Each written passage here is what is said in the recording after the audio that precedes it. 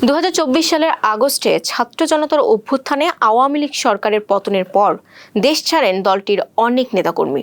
সেই তালিকায় ছিলেন নারায়ণগঞ্জের আলোচিত সাবেক সংসদ সদস্য শামীম ওসমান।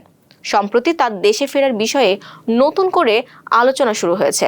রোববার রাতে তার স্ত্রী সালমা ওসমান লিপি নিজের ভেরিফাইড ফেসবুক আইডিতে একটি পোস্ট দিয়ে ইঙ্গিত দেন তারা শিগগিরই দেশে ফিরছেন। পোস্টে তিনি লেখেন, আমরা শিগগিরই দেশে ফিরছি, সকল আওয়ামী লীগের নেতাকর্মীরা প্রস্তুত থাকো ইনশাল্লাহ। তার এই বক্তব্যে রাজনৈতিক অঙ্গনে নতুন করে গুঞ্জন তৈরি হয়েছে। আসলেই কি দেশে ফিরছেন শামীম ওসমান? এরই মধ্যে সামাজিক যোগাযোগ মাধ্যমে ছড়িয়ে পড়া কিছু পোস্ট ও ছবিতে দাবি করা হয় শামীম ওসমান বর্তমানে দুবাইয়ে অবস্থান করছেন। একটি ছবিতে তার নাতির জন্মদিন উদযাপনের দৃশ্য দেখা গেছে বলে দাবি করা হয়। এছাড়া এর আগে তাকে দুবাইয়ের বিলাসবহুল গাড়ি চালাতে দেখা যায়, এমন একটি ভিডিও ফেসবুক ও ইউটিউবে ভাইরাল হয়। কিছু গণমাধ্যম সেটিকে সাম্প্রতিক বলে প্রচার করায় বিষয়টি আরও আলোচনায় আসে।